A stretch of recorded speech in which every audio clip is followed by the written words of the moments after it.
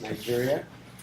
So a group of Woods have been working on a fundraiser to, one, raise awareness about what's going on in Northeast Nigeria, as well as to raise funds to support an organization, the Foundation for Refugee Economic Empowerment, that's working to serve people that have been displaced by Boko Haram's terror in Northeast Nigeria.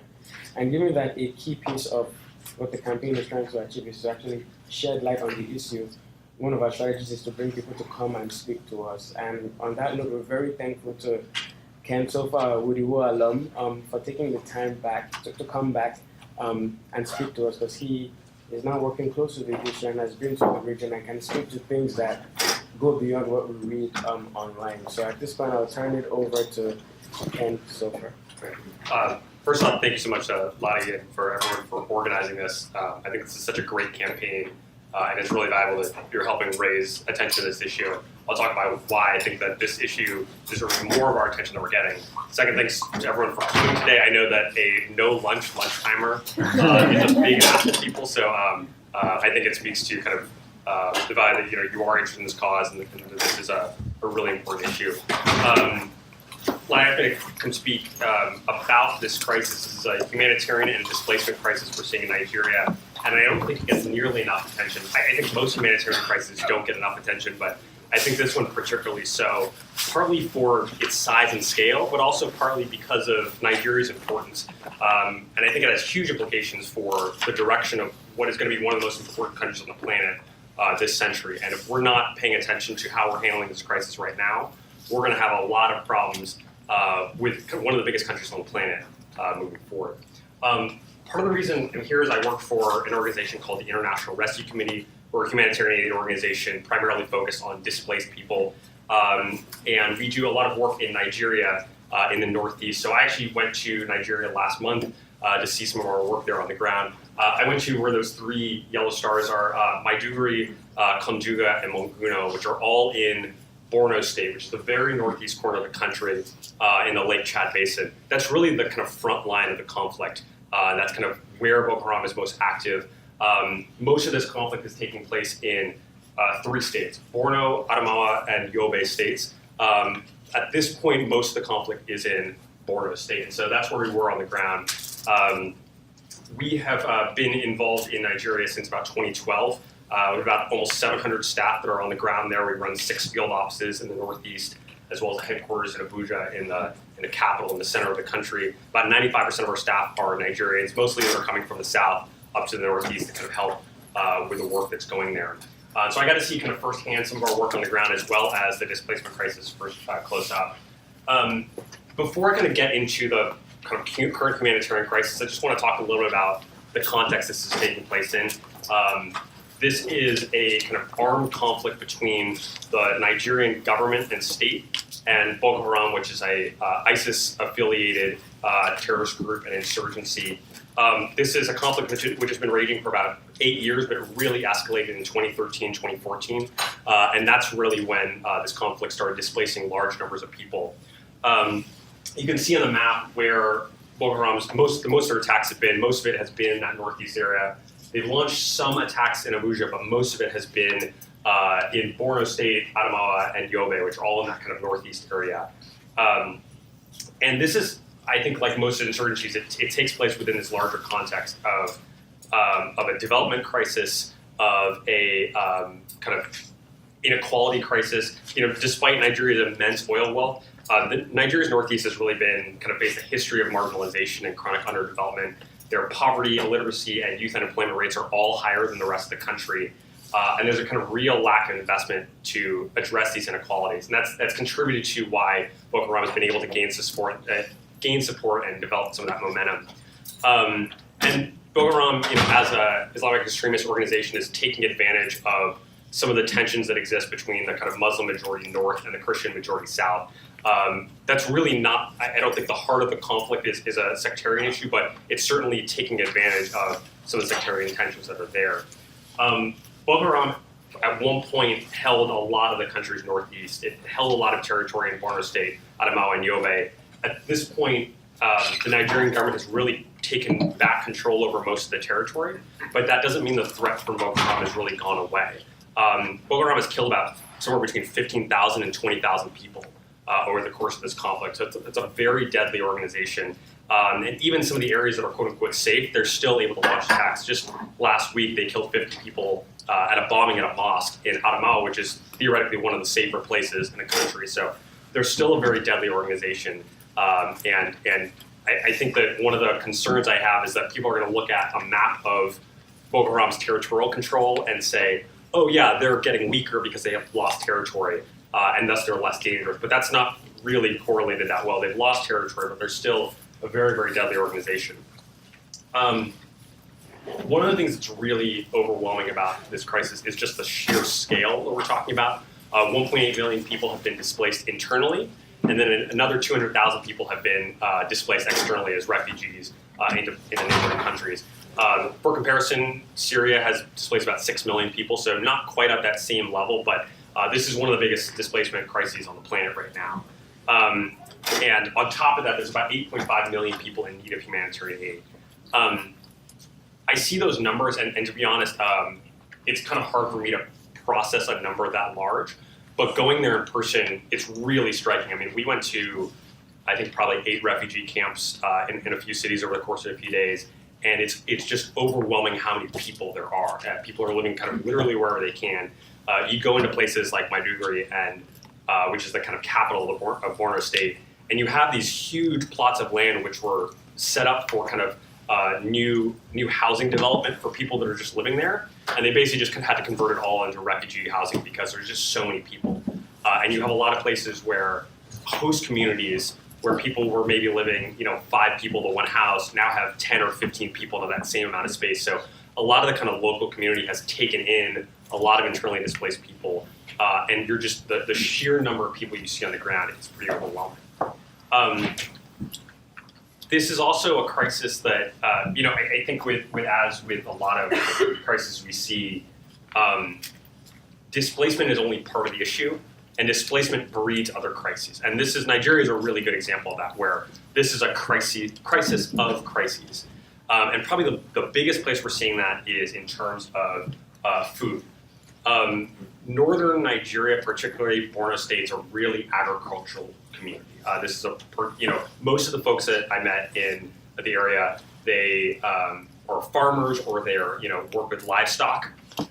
They've all been displaced from their fields. Their livestock have been either taken or killed, and they have moved to kind of urban areas. And the military has done a pretty good job of protecting kind of urban areas. But one of the things you basically find is, yes, this town like Konduga is safe, but you get 3 kilometers beyond the town, and you're basically on your own. To the point where some of the UN folks we're talking to basically said it's suicidal to go more than 5 kilometers beyond these major towns. So even in the safe areas, you start getting out into kind of the open country road, and you're at risk. So this is a large agricultural community. Their farms are certainly beyond the 3 to 5 kilometer range of most of these towns. There's no way that they can get to their farms. And so these farms are not being, tilled, the crops are not being collected, and a lot of the food production has dramatically declined. And what it's meant is that 5.2 million people, which is about 90% of the population in this area, are food insecure. And you have about 500,000 people that are kind of at famine level crisis. So, and this isn't just a northern Nigeria problem. This is a southern Nigeria problem too, because about half of the food that southern Nigeria consumes is grown in the north. So you have this dramatic crisis that's displaced a lot of people. It's produced a food crisis, which is not just a northern problem, but has now become a southern problem too. And the other place that this is really, the kind of various crises will perpetuate themselves, is in malnutrition. Particularly people, children between the ages of 0 and 5. You have a large number of children who are malnourished, about 1.2 million children. And those of you that have kind of studied this issue before, when you're malnourished between 0 and 5, it's not like, well, they're hungry now, but eventually they'll get food and they'll be fine later on. If you're not properly nourished between 0 and 5, your mental and physical development through the rest of your life is forever changed. And there's no really getting that back if you don't properly nourish children between 0 and 5. So this isn't an issue where, yes, there are a lot of people that are hungry, but we'll get them food eventually and everything will go back to normal. You're talking about a generation from now, you're still going to be facing this conflict. Even if Boko Haram goes away tomorrow, a generation from now, you'll still be feeling the effects because of how much malnutrition there is. And one of the really most powerful things I got to see while I was in Nigeria was going to our malnutrition stabilization center in Maiduguri.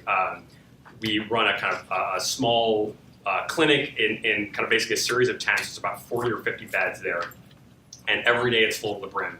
You're dealing with children with extreme malnutrition. Most of these children basically wouldn't last another few weeks at that sort of level of malnutrition.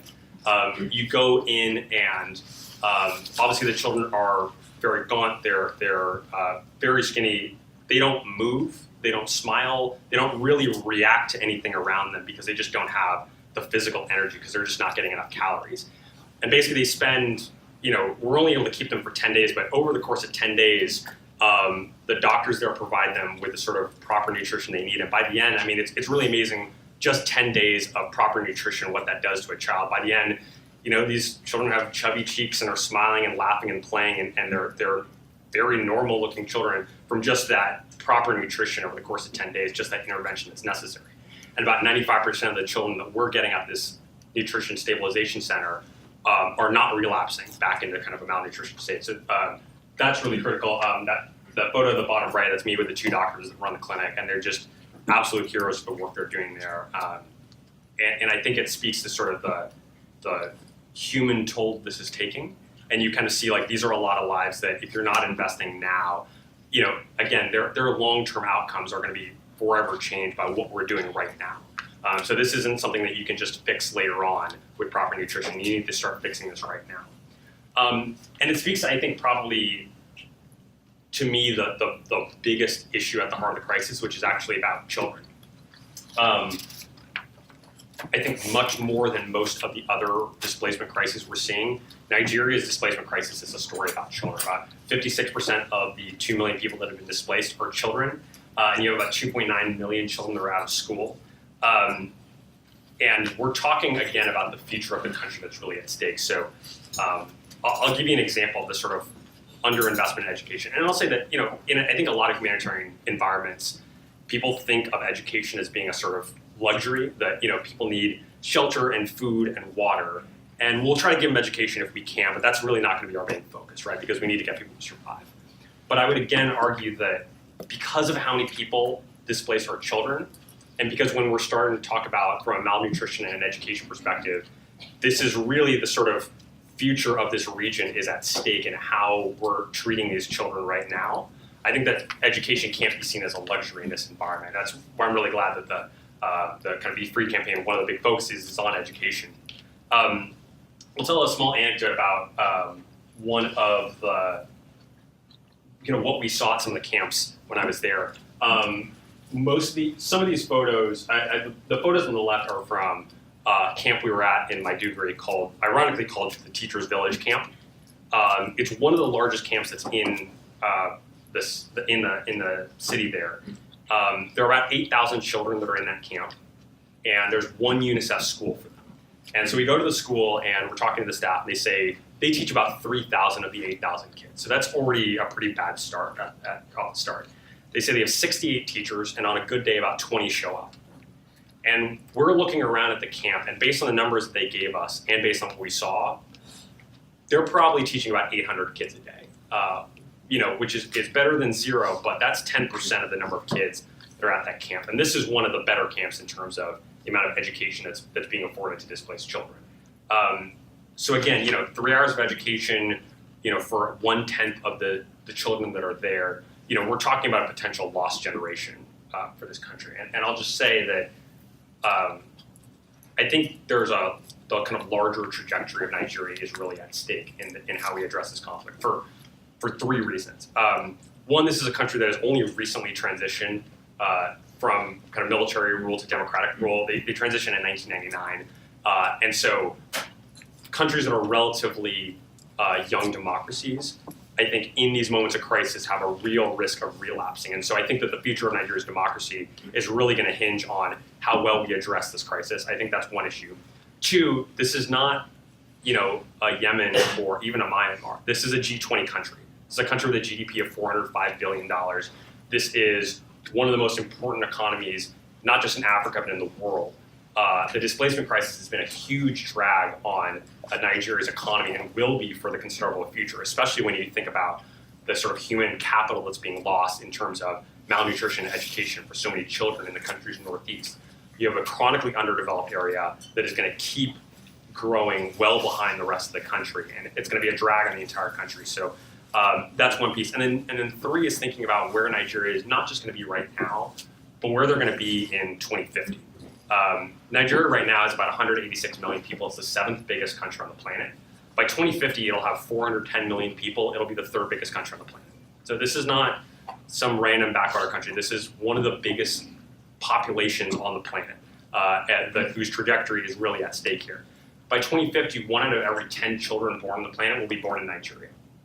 So you think about what sort of environment they're going to grow up in, the sort of human capital that's there, the sort of education opportunities, what percentage of the population is still going to be dealing with the kind of ill effects of malnutrition and a lack of education. And one thing I'll also say on the education piece is just the length of displacement. Like I said, this is a conflict that's been going on for about 8 years, and most of the folks we talk with there, they've been displaced, but 3 years or so, basically, 2014 or so. So they've been displaced for 3 years, and we asked them, when do you think you're going to go back home and kind of get back into your normal life? And at best, the most optimistic folks were saying 1 or 2 more years. So best case scenario, that's 5 years. 5 years, a child out of school from that kind of age 5 to age 10 range, that's a really pivotal age to be losing out on education. That's not something that is easily made back up. So the length of displacement, this isn't we're missing 1 year of school and they're kind of going to go back in for a year. You're talking about a significant portion of the most important developmental phase in these children's lives that are being lost because of this displacement crisis and because of this humanitarian crisis. So to me, there's a danger of a lost generation in the country's northeast that is really at stake. And the last thing I'll say before I turn over to questions is that I think it's easy to kind of look at this crisis and it's easy to get overwhelmed by the scale of the crisis, overwhelmed by the need, overwhelmed by the sort of lack of international attention. I mean, the percentage of the kind of UN humanitarian need that's being funded is I think, less than half. It's easy to get overwhelmed by that, but the one piece that's really reassuring is actually talking to the Nigerians that are on the ground there, and not just the kind of southern Nigerians that are going up to the north and trying to help, but actually a lot of the displaced people themselves that volunteer with the IRC, volunteer with organizations like the BeFREE campaign. There is an immense sense of agency and kind of ownership over the future of the country, and an immense sense of that if given the sort of tools, that they can kind of reclaim the country's future and they can reclaim this area's future. And it's just about whether or not we're going to invest in them. And I think that's the kind of the one that's really heartening thing about this conflict is that I think that the people that are there among the displaced that are ready to help rebuild this part of the country, which has been devastated over the last 8 years by terrorism and insurgency and displacement and chronic underinvestment and underdevelopment, they're ready to own this. They're not expecting the international community to do this work for them, but they do need help getting those tools together. They need that sort of investment and that capital that's necessary for them to rebuild that part of the country. So I encourage you to kind of stay heavily involved in the BeFREE campaign. Help support organizations like BeFREE or the IRC that are doing work on the ground there, because that's how you're going to start turning the tide of this conflict. And I'll say that the other last piece I'll say is that I think most of the media attention is really focused on how much territory does Boko Haram have, how many people are they killing on a day-to-day basis, and that's really going to be their metric for, is this a crisis or is this not a crisis anymore? And that number has been declining, which is great, and that's a valuable piece of it, but that doesn't mean that, one, that the number of people in humanitarian need is going down, and two, that even after the conflict is over, that the effects of the conflict are not continuing to drag on more and more. So just encourage you all to stay kind of engaged in this conflict, and thank you all for having me, and I'll open up to questions from there. Over here. Hi, thank you. A quick question on the impacts that loss of territory could have. Mm-hmm. I mean, in the ISIS context, sort of in the Levant, we've seen that a loss of territory actually means an increase in security threats in, for instance, refugee host countries, because in order to stay relevant, the strategy becomes to instigate attacks elsewhere. Do you expect to see something like that in Nigeria? I think there's been a lot of concern about that like ISIS, as Boko Haram loses territory, they will begin starting to focus on kind of basically going back to what they were before they gained territory, which is really an organization that focuses on kind of small-scale attacks in population centers. And I think what we saw last week in Adamawa, Adamawa State, which, like I said, is theoretically one of the safer parts of the country at this point. That killed 50 people there. They're still occasionally able to pull off attacks in Abuja, although that's less of a concern. But again, I do worry that as they lose territory, their narrative becomes, well, we're just going to try to reach further and further and further into population centers further south in the country. So I do think that that's a major concern and one of the things we should be aware of, for sure. You mentioned that it's not getting as much international attention compared to the sheer scale and number of displaced people. I was just wondering, why is that? Why isn't it getting as much funding and attention as like the South Sudanese refugee response or the Syrian refugee response, in your opinion? I think that there's two reasons. One is the fact that so much of this crisis is internally displaced as opposed to refugees. So I think for something like Syria, part of the reason it gets so much attention is because there's so many people that are being displaced outside the country. And it becomes less of this is a problem for your country to deal with, and it starts becoming this is a problem for my country to deal with. So because only 200,000 out of the 2 million people that have been displaced have been displaced externally, this is, I think, seen by a lot of the international community as this is a Nigerian problem to deal with and not our problem, which I think is a mistake for sure. Two is that one of the things I haven't spent that much time in Nigeria, but what's truly amazing to me is how distant northeastern Nigeria feels from the rest of the country. It's not just that it's a physically large country and it's far away, but the geography, the culture, the climate, everything feels so far away. You fly from Maiduguri, which is a kind of perma-desert, kind of on the, Sahel, on the verge of being a desert climate.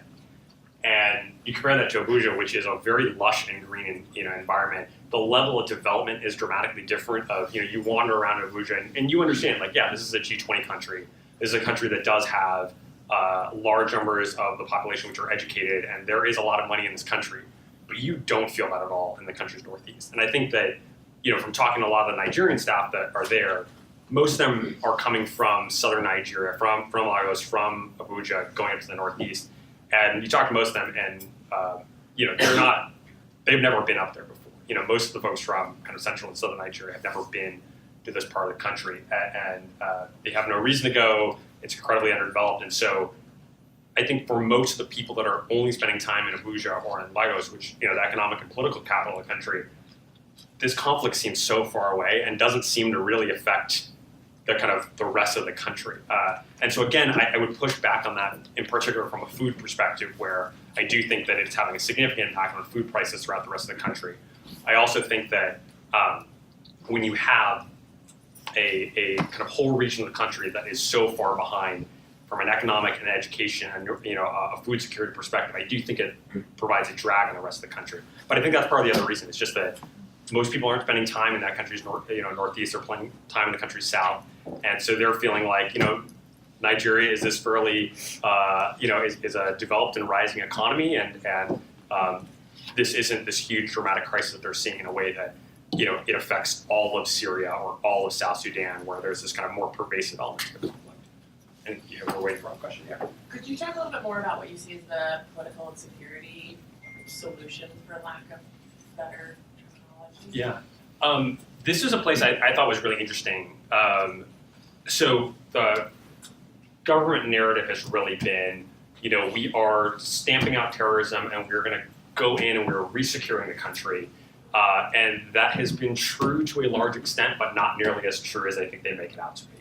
And so I think that there's a real desire by the central government to basically say, this conflict is pretty much behind us, we're ready to turn the page and move on. And that's just not what is happening in the country's northeast. And part of it is this piece of, well, we've secured the population centers, but it's all the roads in between the population centers.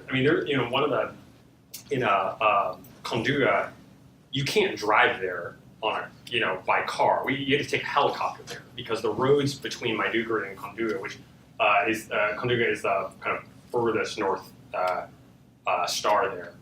That road is not safe, and so the only way for humanitarians to get there is by taking a helicopter. I don't think that that's a sign of safety in that part of the region, even if the town itself is safe. So I thought that was really interesting.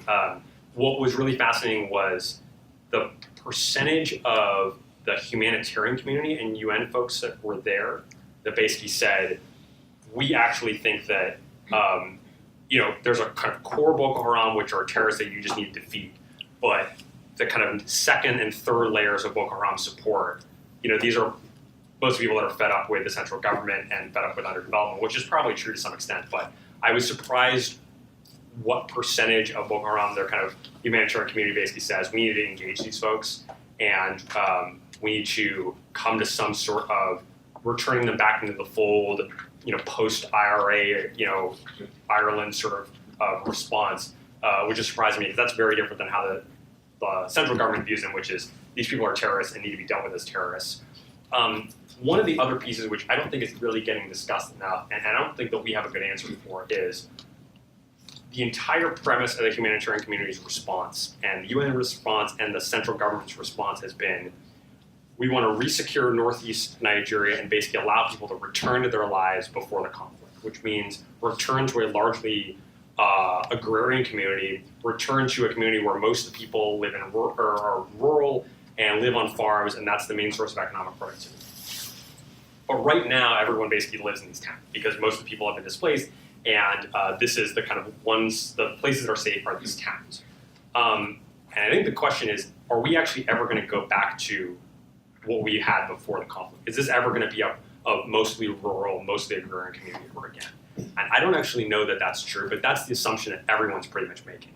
And the question then becomes, with a conflict with a situation like this is partly a humanitarian crisis, but this is partly a development crisis too. And one of the issues is that humanitarian and development actors don't do a great job of talking to each other.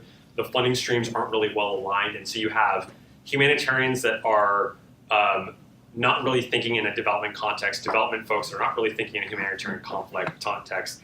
And one of the questions to me is, should the development strategy be to reinvest in the kind of agrarian community there? Or should the development strategy be focused on where the people are, which is in these urban centers? And what is what does economic productivity look like in northeast Nigeria if it's not based on agriculture and not based on farms, small landholding farms, which is kind of where we were before?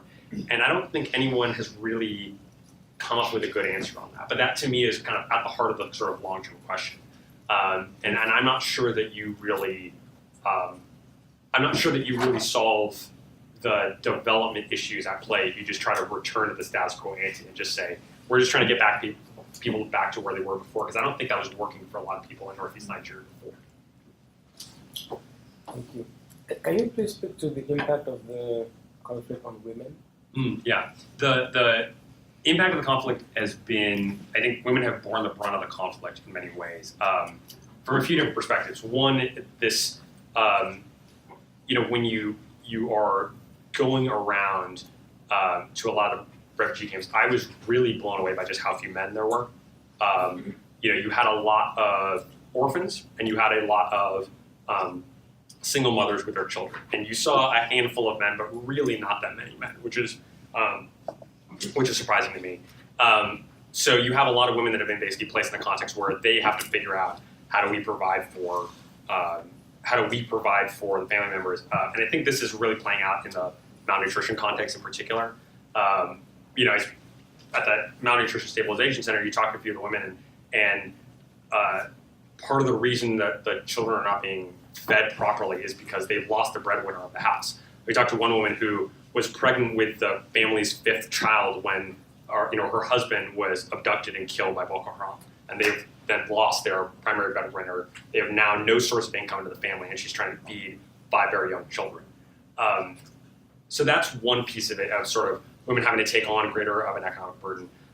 The second is a kind of gender-based violence perspective, and this is a place where Boko Haram, obviously, because of its ideology, has been horrible to women, but this is also a place where, to be honest, the Nigerian government and military have been pretty horrible to women. You get a lot of stories of in refugee camps, or in the displacement camps in particular, where you have occasional attacks by Boko Haram that are targeting they're targeting women. You have kind of rape and gender-based violence by the Nigerian military that is theoretically there to protect these women. And then you have also attacks, gender-based violence and rape by displaced men that are in the camps against women. And it has become such a huge problem that, we've actually opened up a lot of kind of gender-based violence clinics responding to kind of some of the psychosocial, physical, medical needs and responding to rape. And it's not just enough to have that. We have to start keeping them open 24 hours a day because women who are raped were unwilling to go during the daylight because they would be seen by the rest of the community and then be further targeted by other men. So they would only come in the middle of the night, so we had to start keeping the clinics open in the middle of the night. So it's not just the actual violence against women that has been the problem. It's actually been the stigmatization and violence against women that is preventing them from getting the treatment necessary to respond to the initial violence. So that's a huge problem as well. So women have certainly kind of borne the brunt of this conflict, and they're getting it from all sides, which is a really horrifying piece. And I think it's also the other piece I'll say of this